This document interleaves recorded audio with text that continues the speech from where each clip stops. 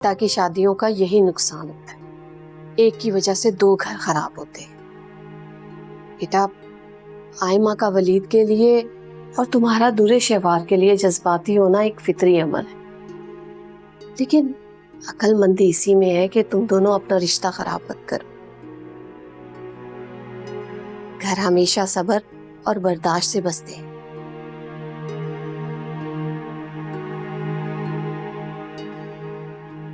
अब फिर मत लड़ना। आई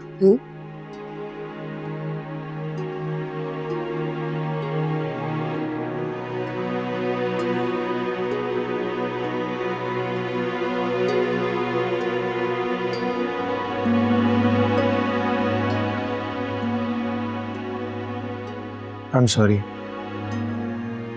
मैंने गुस्से में कुछ ज़्यादा बोल दिया।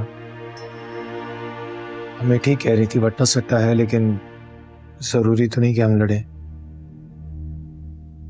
मैं नहीं लड़ रही थी, भाभी को इस बात का एहसास दिलाने की कोशिश कर रही थी कि अगर आजमाइश है तो इसका इल्ज़ाम दूसरे पर लगाकर उसको जिंदा दरगोर ना करे। मैं तुम्हारी बात समझ गया हूँ और ठीक कह रही हो तुम। वलीद को मैंने खुद खेल्ट में देखा है, लेकिन ये बात दुरे शहवार को समझाना बहुत ज़रूरी है कि उसकी वजह से वलीद डिप्रेशन में जा रहा है। समझने के लिए एहसास का होना ज़रूरी है, लेकिन भाभी तो शायद एहसास के करीब भी नहीं जा रही। आना प्लीज़ इतनी बदगुमानी मत पालो। हम कोशिश करेंगे कि दुरे शहवार को इस सारी बात समझ आए। I wish. देखें, तुमने बातों बातों में जता दी है। क्या? यही कि तुम्हें इस घर में बहुत कॉम्प्रोमाइज करना पड़ता है। जो सच था वो कह दिया, लेकिन इन हालात को मोहब्बत में कैसे बर्दाश्त करना ये भी सीख रहे हैं। शायद मैंने तुमसे शादी करके तुम पे जुल्म किया है।